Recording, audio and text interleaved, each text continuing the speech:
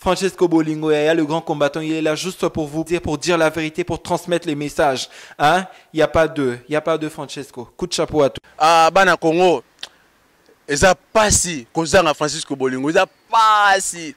Yango Bolingo. Tikala kaka. Umela pona RDC. Ah, Francisco Bolingo. Mema biso likolo to leka.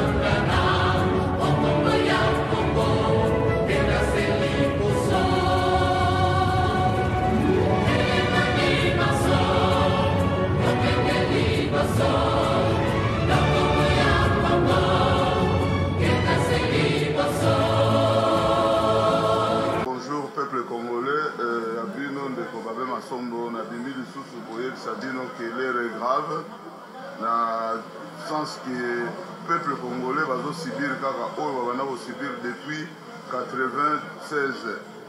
Ils massacrer le peuple congolais et puis ils vont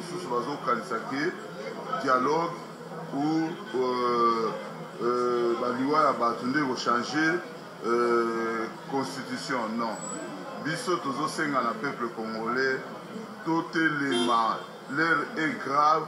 Batuazo kufa na Beni, Hippolyte Kanambe alias Joseph Kabila, Azako Boma Lisusu, Kutu. Alias artiste et musicien, le Wenge nous a passé le G404, donc il est évi. Nous avons se compatir pour le problème aux hommes qui s'est passé dans le monde à la Bisso, na Beni. Beni, Kinshasa, les villes à Kinshasa, Beni, les Amatadi, Beni, les Abandon, Beni, les Équateur, Beni, les Lumbashi. Il y a les enfants de Beni sont tués, égorgés comme des poulets. Depuis plus d'une année jusqu'à ce jour, ils se comptent en milliers. Et cela ne vous dérange pas, chers adultes. Ne savez-vous pas distinguer les choses? Vous tuez des fœtus dans le ventre de leur maman, hein?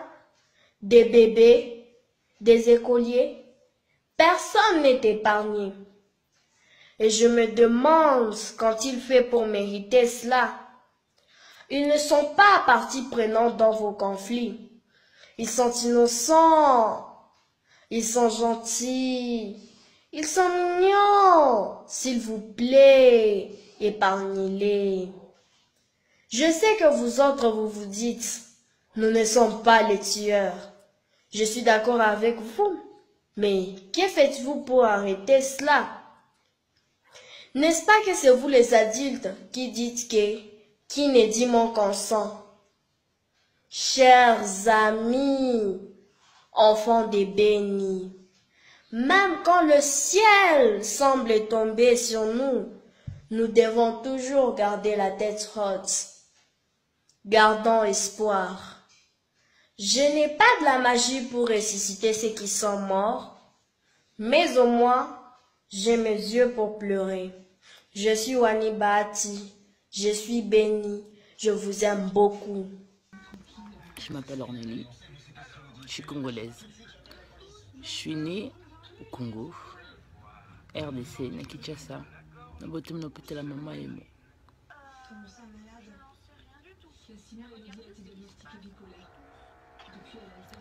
Naza na makumbo na mboka na ngai nakati ya pasi.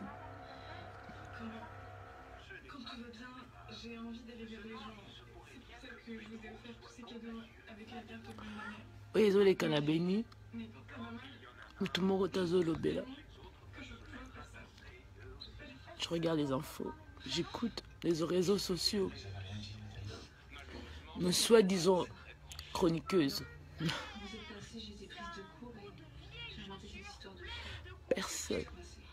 Personne parle de ce qui se passe à Bénin.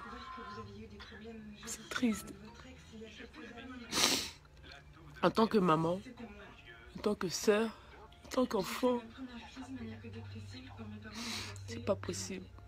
Seigneur, Entends le cri du Congo, c'est plus possible. C'est non, pas normal, Yahweh. Batbako kufolo kwa banyama. Batbako kufolo kwa biloko. Kolo, eza wapi pona mboka Congo, Yahweh. Yoka mwa mboka Congo.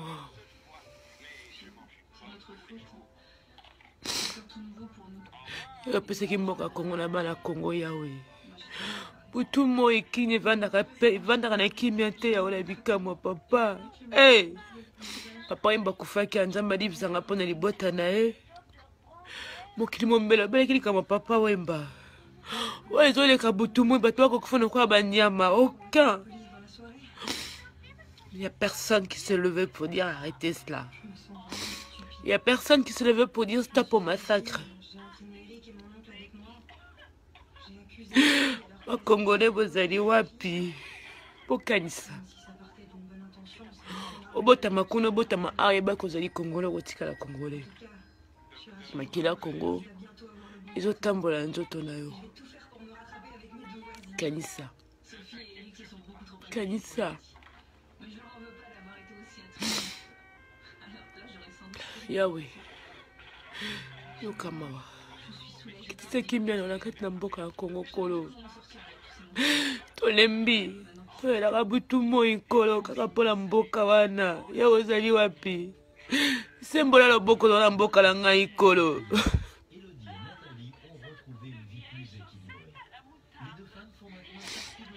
Seigneur, même si on dit toi qui permets toutes choses, que cela n'arrive pas sans rien, mais pense à Congo, Yahweh. Bonsoir. Pense à Congo. Depuis 1996. Delegates, please behave. Come to order. Oui, je disais, depuis 1996, au Congo jusqu'à présent, il y a plus de 10 millions de morts. Presque l'équivalent des massacres qui a eu lieu en Première Guerre mondiale. Mais ça, personne n'est au courant. Les gens s'attardent à parler, non, on fait ça en Syrie, on fait ça en Palestine, mais on ne s'occupe jamais de ce qui se passe en Afrique centrale. Vous êtes là à parler de l'enfant fait ceci, l'enfant fait cela. Vous ne parlez pas de l'homme. Vous ne parlez pas de ce que la femme vit. Vous êtes là seulement, l'enfant fait ça, l'enfant fait ça, l'enfant fait ça. Non, la Syrie se fait maltraiter, se fait ceci, se fait cela. Il faut quand même réfléchir un peu en parlant et pour dire des trucs assez sensés, comme par exemple, il y a des massacres. Et il y a 10 millions de... Vous pouvez imaginer, il y a 400 000 femmes qui sont violées par an depuis 1996. Et si on divise ça par 360 par an, vous allez voir que c'est exagéré. Et si on y va encore par minute, c'est encore pire. Vous imaginez, chaque minute, il y a à peu près 1000 femmes qui sont violées au Congo. Mais on ne parle pas de ça. On ne parle pas de ça. Et quand je vois les gens se mettre là, ils me chantent, l'enfant fait ceci, l'enfant fait cela. Parler des trucs assez concrets. En tout cas, moi, ce que j'avais à dire, c'est ça.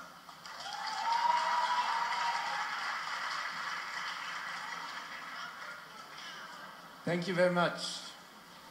Bonjour à tous, bonjour à toutes. Juste passer un message. Je suis béni. I am béni. You are béni. Donc passer un message oyo pour la passe bande comme ça bakufa. Botu moi. Spécialement na RD Congo. Ba milliers de milliers de blessés makile zotanga. Toza na bato arte. O esika ba bomaka taba. Esika ba bomaka nyama, esika ba bomaka soso. Bande comme ça makile zotanga. Juste ça, et ça symbole de makila. Ils ont représenté makila ou ils ont tanga botu moi. Non, qu'on les souhaiter, j'en peux plus de voir le sang de mes frères et sœurs. Non, qu'on kate passer l'équipe. Passer l'équipe. Boza baba bate gouvernement. Bote les mains. Bolobele la biso. Pour passer l'équipe. Bande comme ça congolais. Bakoko kufate. I'm fight to see Congolese blood. Jamani, niko nafanya hii video, nina huzuni sana na nina kilio. Nimefungua page yangu ya Facebook. Saa hii nimeona mambo yanapitika Beni. Ni huzuni sana sana sana. Sijui kama tuko tunaenda wapi. Kongo iko inaenda wapi? Hatukuishi maisha ya hivi zamani wakati ya Mobutu. Hii mambo ya hivi tulikuwa tunaiona ni muvita. Hakuna siku tuliona damu. Hakuna siku tulilia. Lakini leo hatujui tuko tunaenda wapi. Jamani watoto ya Kivu tulamuke. Tulamuke jamani watoto ya Kivu, watoto ya Kongo. Sijui biko banaona Kivu kuko nini? Ni Kivu kila siku, ni Kivu kila siku, ni Kivu kila siku. Jamani tulamuke. Benye biko Goma, benye biko nchi ya Kongo, benye biko ma South Africa, benye biko mabulaya, benye biko hapa Amerika. Jamani tulamuke tuseme nchi yetu. Hakuna mwingine mwatasimama aseme kwa ajili ya Kongo kama wewe hauko Mkongomani. Hakuna mwatatutetea isipokuwa sie kwa sie. Tukamate mfano ya South Africa. Hakuna mwenye alisimamia nchi yabo, ni bobe nyewe alisimamia nchi yabo kupata amani. Na sisi kama sheba Kongomani hatuyajisimama hatutapata amani. Jamani tusimame. Tusimame tutetee nchi yetu. Angalia kisi watoto wanakufa. Watoto walifanya nini? Bamama walifanya nini? Tukufe na umaskini. Tukupe na masasi. Jamani tafadhali tulamuke tutetee nchi yetu. Mambo ya hivi hakuna kusema sema mimi niko mwanamke.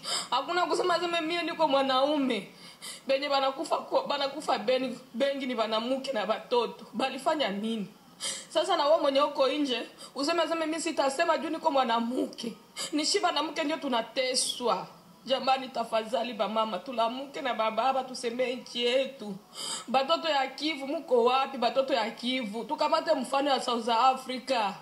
Hatuna mtetezi tu, hakuna mtu mteteza tegemete atatusemea. Kabila tunekala naye miaka. Cela n'est pas dans mes habitudes de faire des vidéos et de les poster comme ça sur les réseaux sociaux. Mais aujourd'hui si je fais cette vidéo, c'est parce que je suis en deuil. Mon cœur est en 1000 morceaux. Il y a quelques mois passés, nous avons été Charlie, Bataclan, Bruxelles et j'en passe. Tout le monde entier s'est levé pour dire non à ces actes. Et j'ai vu même des Congolais changer leur profil, dire je suis Charlie, je suis Bataclan, je suis Bruxelles, je suis Paris. Mais quelque chose s'est passé dans le territoire congolais. Et ce n'est pas la première fois. La semaine passée, nous avons vécu un massacre à Beni. Nous avons vu des femmes éventrées encore une fois de plus, des enfants égorgés, des hommes décapités. On est fatigué. On est fatigué de voir les Congolais tués à coups de machette, à coups de marteau, à coups de couteau. On est fatigué de voir le sang de nos frères et sœurs couler. Le sang qui a coulé à Beni, c'est le même sang qui coule dans nos veines. On est fatigué, chers dirigeants. Levez-vous, arrêtez un peu avec ces discours qui ne persuadent personne.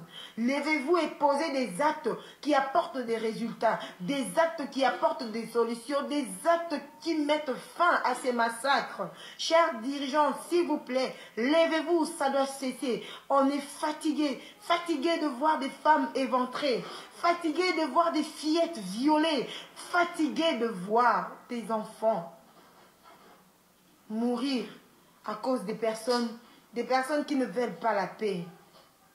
Levez-vous. J'entre dans les réseaux sociaux ce matin. Il n'y a qu'une poignée de gens qui ont changé leur profil.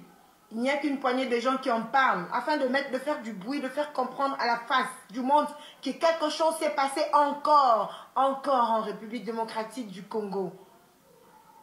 Surtout chez tout le monde, c'est la belle vie qui continue. Peuple congolais, si les médias traditionnels, si on a fermé la bouche aux médias traditionnels, exprimons-nous sur les réseaux sociaux. Dites quelque chose. Hier, vous étiez Charlie. Aujourd'hui, soyons bénis. Faisons comprendre à la face du monde que quelque chose encore s'est produit en République démocratique du Congo. Que vive la RDC. Que vivent les Congolais. Que vivent les Congolais, Bisika Bozali, Nakati ya monde. Tous unis pour le Congo. semaine où tu aussi là mais biso tozali toujours en deuil tozali kolela bande kona biso oyo bazali ko massacrer bango na kati ya mboka. Peuple congolais bomoni muto bobengaka président. Est-ce que banda babomi bande kona biso na semaine wana où tu koleka? Est-ce que bomoni aleki na ba télévision na bango wana pour a dénoncer massacre ezali koleka na Beni? Ou bien asenga asala ba condoléances na ye na bato basili ko kufela bandeko asali yango te akotikala pe ko sala yango te po ye azali ya biso te mais azolinga pe atikala wana alingi ko salisa ba élection te po atikala wana. Nasengi na bino peuple congolais botelema avant 2017 oyo bobengana mutu wana ye mutu azali ko massacrer bandeko kuna na Benda azali responsable ya massacre azali koleka na mboka na biso. Peuple congolais, j'aurai un service à vous demander. À partir de maintenant, changeons nos profils pendant une semaine. Mettons que nous sommes bénis. Ça va tirer l'attention du monde. To changer ba profil na biso bandeko na ngai ba congolais. To tchaki to zali béni na ba profil na biso. Et que la malame qui tire attention ya mutu nyonso. To changer ba profil, s'il vous plaît. Faites-le pour nos frères qui sont massacrés à Beni. Osala mpona bandeko na biso bazali kokufa kuna na Beni, s'il vous plaît. Vidéo oyo vraiment message oyo na ngina loba ezaka message moko na makambo oyo to salama na Beni. Vraiment bandeko na biso ba congolais ba kufi bana mike ba mikolo. Mais ça m'a pas na ngina préciser lo comment qu'on a bandeko oyo boza na Facebook ba congolais oya RDC. Ezalaka mingi omona makambo ezosalama na France baote koboma bato na France tout ba congolais presque mingi bazalaki na drapeau na page na bango na profil na bango ezalaki toujours que non ya France même oyo te kosalama na Belgique ndenge moko. Mais bandeko misusu makambo oyo esalamaka vraiment na mboka na bango biso ba congolais pona ni bandeko bobetaka ngo karabe po okotia kaka je suis béni. Ezali kamba ko bangelo ko mon côté ni mo kanisi ke soki otiango nde emso koti na politique to nde baye ko kangayo. Mais pourquoi emso otiaka ba drapeau ya France otie pe drapeau ya Belgique soki ba ko eli problème ba congolais vraiment eza malamu te ko lakisa bolingo côté ya bato mosusu alors que peuple na bino moko baza pe ko kufa baliwa oyo MC ya ba pays wana ndenge bakufela ka bandeko na bango ekokani te na liwa ya bandeko na bino ba congolais ba massacre oyo uti ko salama na Beni esalami semaine oyo ya makambo ya matanga ya papa Wemba. Donc ezali ko lakisa vraiment que non biso ba congolais ba misusu bazoyeba te que non bandeko na bango bazokufa. Mais eza malamu te eza baza bandeko na biso eza mboka oyo Nzambe apesi biso kotia signe ya solidarité et ngolo bateke non ozo sala politique non mingi botia ki ba drapeau ya France botia ki pe ba drapeau ya Belgique. Est-ce que ba terroriste ba iko kanga bino po ba bike bozo soutenir ba pays wana? Mais non, congolais botika nano msusu kolinga kaka ko lula babiloka baninga alors ya bino moko bozo ignorer yango eza malamu te vraiment. Faut que l'accent amour du prochain même nzamba albaki na biso linga muninga no lokola ozoko milinga. Et puis na ngina préciser sur eloko moko lisusu na bandeko pe bobundela ka Congo boben o bandeko bokendaka ba marche ba combattant. Tant nazo remarquer eloko moko lisusu na bino pe lisusu ba massacre bongo ba nouvelle bongo ezokoma bandeko misu na ba profil na bino moko na place kotia même drapeau wana ya Beni to kotia drapeau RDC mingi bozo tiango te. Mais comment ndenge nini bandeko oyo pe bakendaka marche te bandeko oyo misusu pe basinteresa na mboka na bango te? Comment ndenge nini bakoki kozala pe na éveillé to comment ndenge nini bakoki koyeba ke non makambo ezoleka na mboka na biso? Vraiment côté wana pe bandeko misusu ya bakombata bomeka mpe kochanger photo ekoki kozala nango soki misusu message eza passé que bandeko ba misusu ba comprendre que non toza na problème na mboka na biso. Parce que Congolais vraiment azo négliger makambo belé. Preuve ni même ya mboka na yeba o même baza na poto ba négliger makambo su ya Congo etali bango te misu ba bangaka msu ba kokanga bango misu ba bangaka msu ba boma bango. Mais eza mabe parce que ozotia drapeau msu mpona kosoutenir mboka na yo na mboka no eza na problème elingi oloba te ke non ozosala politiki te vraiment bandeko toutaki kolakisa nini tristesse ya makambo ya matanga ya papa Wemba donc bandeko mpe bakufi na Beni baza ndenge moko donc mabele ntango ezozwa bato to bazoenterre bato na mabele vraiment elakisaka te ke oyo azalaki nde mokonzi oyo azalaki motu simple non en tout cas mabele elakisaka valeur ya motu te. En tout cas, ndeko na nga place ozali, il faut tozalaka na amour du prochain. Sala au moins oyo ekoki ko toucher nzambe oyo lobi tant nzambe azosambisa mokili ozo se rappelle lobi nzambe en tout cas nazalaki ko lela na ba orphelin parce que ko sala bolamu ko linga te kaka moto atindo mais linga owela ko sala bolamu na mokili parce que lobi ebikisa yo devant nzambe. Sika nzamba pambola bandeko nyonso ba olanda vidéo oyo et puis vraiment pasteur pe ya RDC bo sambela mingi pe pona Congo nzambe vraiment a pangusa mai na misu. Merci. Ingeta. Bonsoir peuple congolais, bonjour peuple congolais au bazapela Moka au Tongetani. Je me présente, je suis JC Omeonga. Au Théo Abisoto JC Omeonga, garçon de classe. Naïko ça la vidéo parce que je pense que tous les conscients na o ezako le kalamboga na biso Congo. Hein? Na Beni précisément. Il y a toujours des nombres de morts qui s'augmentent tous les jours, du jour au jour. Peuple congolais, to fongola miso. To fongola vraiment miso. Moka na biso ici et comment la ngona suka. Yate et comme na suka. Je pense que ba acte ne sama la Congo Congolais mon côté azali ko sepela azana joie et lokoana.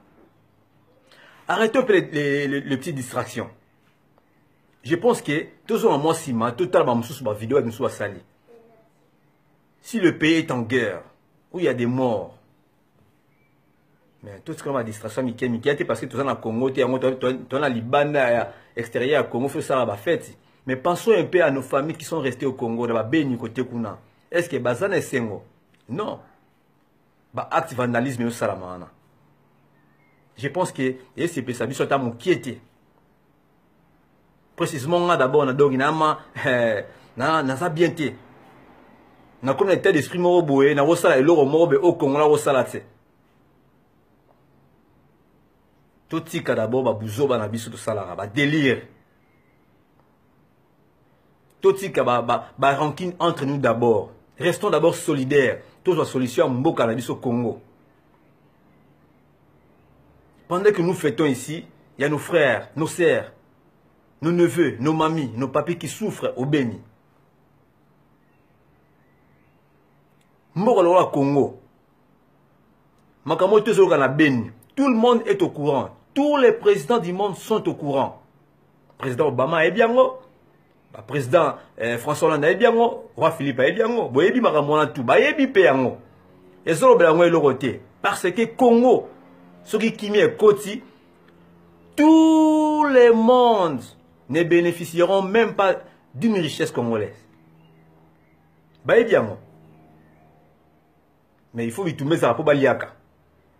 Tout ce qui est rapport chez Bango. Pour la solution pour la biso. La seule solution pour arracher le pouvoir au Congo, c'est nous-mêmes les Congolais. Tous on a dit, tous le peuple Israël.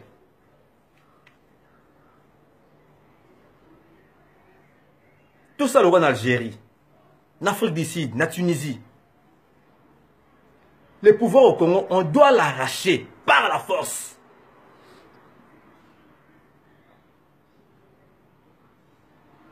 Ba acte vandalisme yo sala makuna. Ce qui tolingi monde entier, ba yoka yango, ba président tout ya monde entier ba yoka yango. Il faut biso beto sala loko bango wasana na ba Beni wana. To bana ko kata na pena ba o baza awa ba Rwandais. To take bango ba nganda na bango, na ba ambassade na bango, na ba café na bango, to kata na makasi bazo mo ki ba mo kufa même na mikili. Ba ozango sérieux, tant qu'on fait pas ça, ba vidéo to c'est 10 millions de vidéos. C'est vrai, on soutient les bénis. Mais il faut bientôt passer à l'acte. Maître Baïna à London, Yoebi. Commandant Esso, Vieux Boketu, Wayambo. Mfumu Léo à Impie, Yoebi. Tout sur la idéologie de Belé. C'est pour notre terre. Peuple congolais sont la valeur. Peuple congolais bientôt tous comme un nomade. Tout ça a besoin de vendre à toute invité. Alors congolais, bozo la Kabila Yebela. Mais congolais petit mélat. La mère Menda l'a dit ça. Alors voyez, tant qu'il n'y aura pas un président remplaçant, Kabila ne partira pas au pouvoir. Et tu dis que ça l'on est. Alors bien sûr que faut que tout ça la méthode Moussous. Oh, sentir et bouger le monde entier. Il faut tout attaquer na bango, ba café, ba boîte. Tokata na rappel voilà. Je ne sais pas si tu vas bango d'ailleurs. Hein. Tu vas bango d'ailleurs parce que bango d'ailleurs pour mboka na bango. Mais ça peut faire d'ailleurs petit. Tant aussi que le monde entier ressenti que acte vandalisme appelle ami qui est commis. Ba Congolais ils attaquer bandeko ba Rwanda ba ami qui on comprend que oui, faut qu'il mette sur le côté. Et Kabila aura peur. Na esprit bien. Congolais, Fongola Missou. Tous à la solidaire. Tout ce qui a d'abord rencontre entre nous. Ba délire à Bouzo Bana. Le pays est en guerre. Le pays est en deuil. Pour ce moment, que mon entier, ils s'en foutent de nous, carrément. Carrément, ils s'en foutent de nous. Tant que ça m'a solo à Charlie Hebdo, mon entier, ils ont drapeau. Je suis Hebdo. Je suis Charlie Hebdo. Mais si est-ce que mon entier est combien de temps je suis béni? Personne ne le fait. Même si nous on le fait parce que voilà, c'est notre pays. Personne ne le fait. Alors, il faut faire la mise. Et là, c'est que bazar la poste la bisoté. Il faut que tu mets la pour bon balier à bien barrer à côté kuna.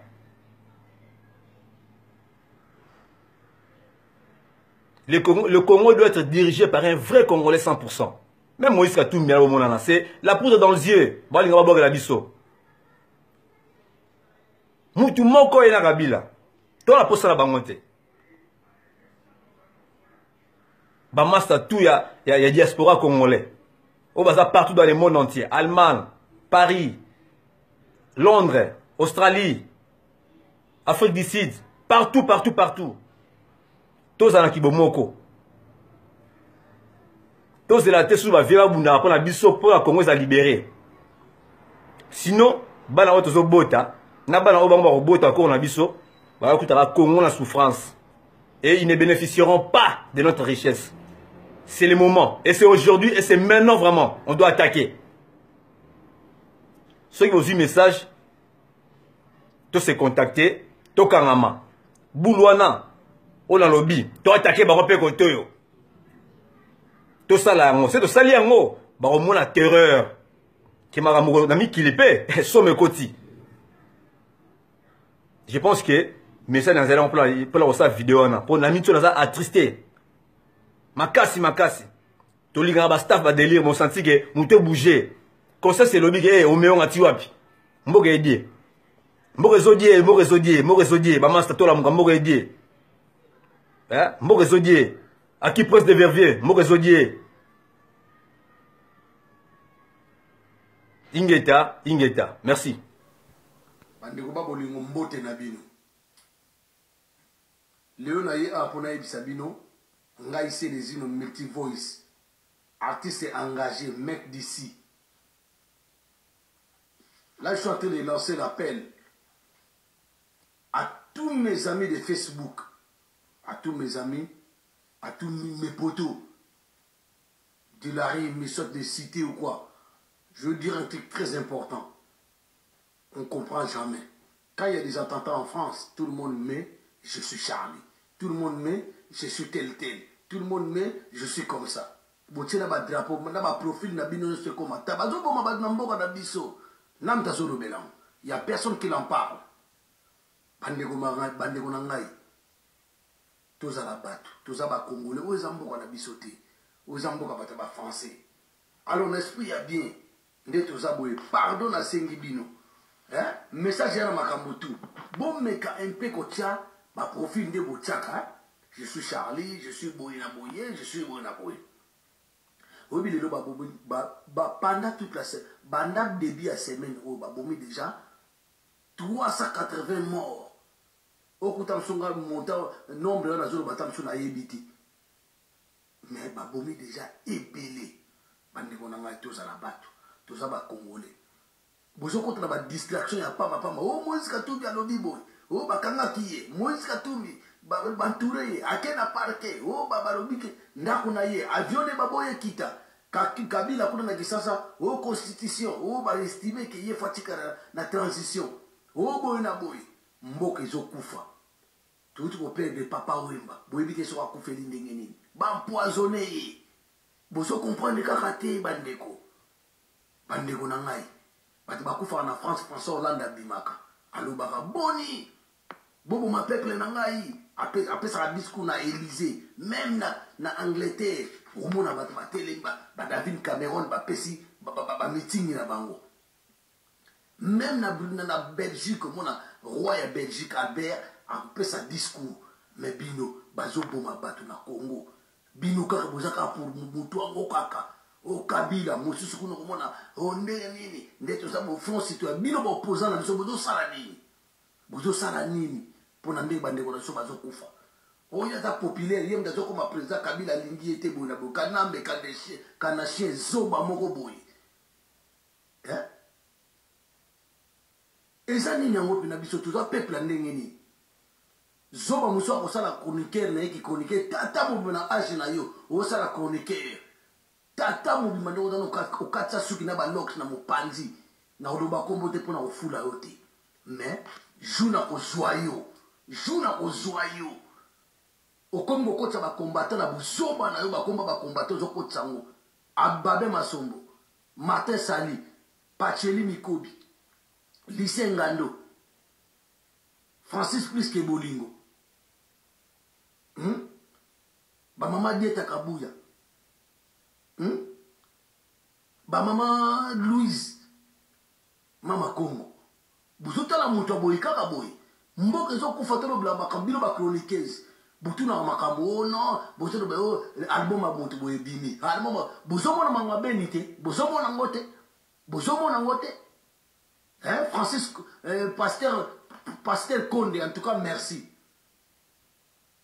na minute on a besoin de division te on a besoin ya bosangani on a besoin ya union foto benga na ba okipa na mboka na biso bazo boma bozo montre beni nyonso sili na ko boma beni ngala za muta ba Congo me balobi ke tata mbo moko mama bo moko ekolo bo moko beni baza ba ndeko na ngai baza ba congolais l'esprit a bien na lobi boy naza na kanda ya danger bino ba chroniqueur na ina mona bino nyonso tu bolo bila makambo ya beni bozela ka ba bombe ya ba mission ba yemela ba bêtise ba bebisa ba foyer na bino ba bebisa ba mamna ba bebisa bana na bino éducation bombo lo baka non trop c'est trop donc lelo l'homme na tonton to la muka biso nyonso ba congolais botana ba profil na bino je suis béni bazo bomwa na coup de machette awa kote ça attentat au monde ba tenir tout baté oh je suis Charlie oh je suis boy na ba français ba momo siko ba français banda bazo boma bino ba belge banda ba hollandais banda ba boma bino et c'est si ba déjà je suis béni complexité quel fanatisme quelle conscience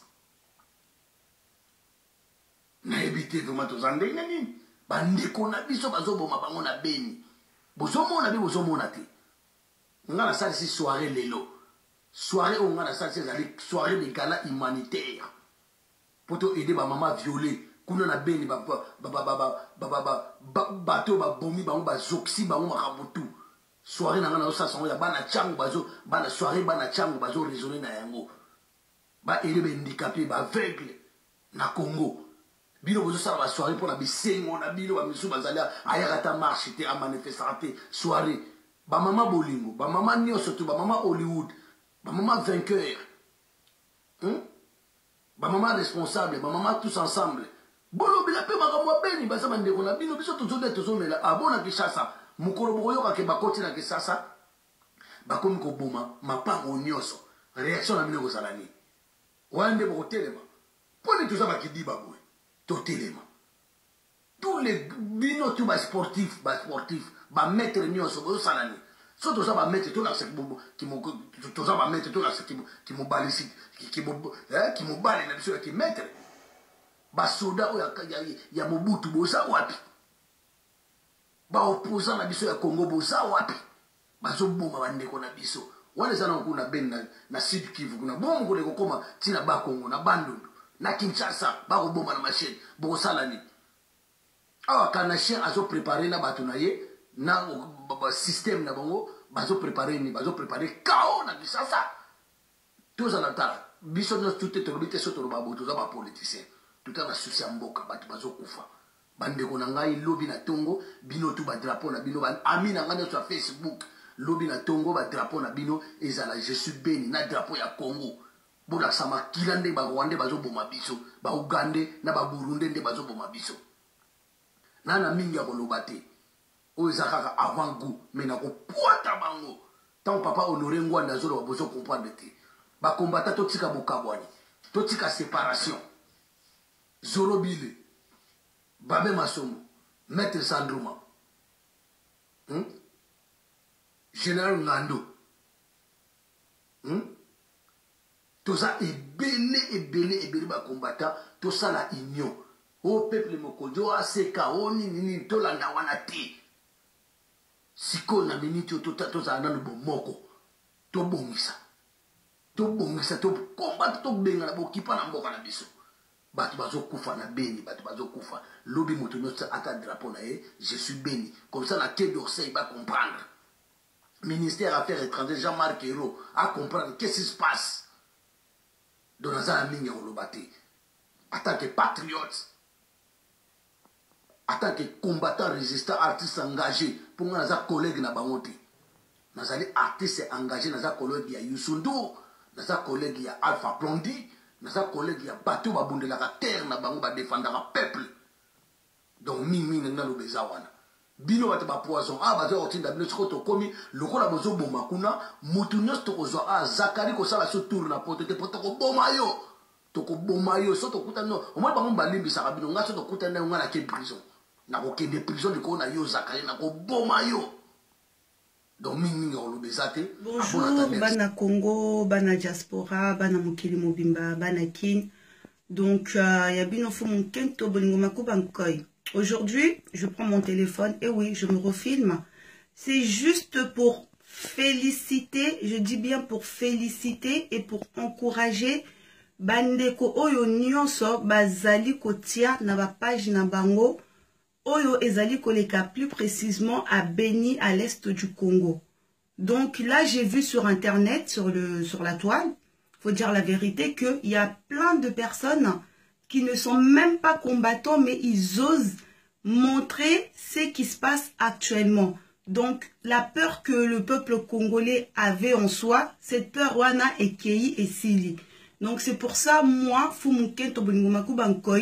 je vous encourage encore de continuer à montrer ce qui se passe. Et j'appelle aussi à Ondeko Oyo qui n'osent toujours pas à montrer. Donc, n'hésitez pas. Prenez exemple sur les autres, prenez ces images horribles, mettez ça sur vos pages pour que tout le monde puisse voir ce qui se passe. Donc, merci à Ondeko qui montre et voilà quoi, qui soutiennent le Congo. Il n'y a pas que les Congolais, j'ai vu aussi des Ivoiriens, n'importe bon, d'autres personnes qui ont publié. Franchement, merci et continuez à publier, comme je dis. On fait toujours appel au soulèvement populaire. Donc, soulèvement populaire, toujours. Bana Congo, bana diaspora. Donc, je suis là aussi pour féliciter Oyamalamu et Zali Kolekape Nakati. Il y a toile, na page Nabiso, na Facebook. Donc, voilà, vous continuez, vous hésitez, c'est des images vraiment violentes, horribles à voir. Il y a des enfants qui regardent nos pages, mais tout continue, Kotia. Franchement, merci. Et big up, comme je dis à Francis plus que Bolingo, Namusala Naya Salaka et tout ça. Donc voilà. À très bientôt.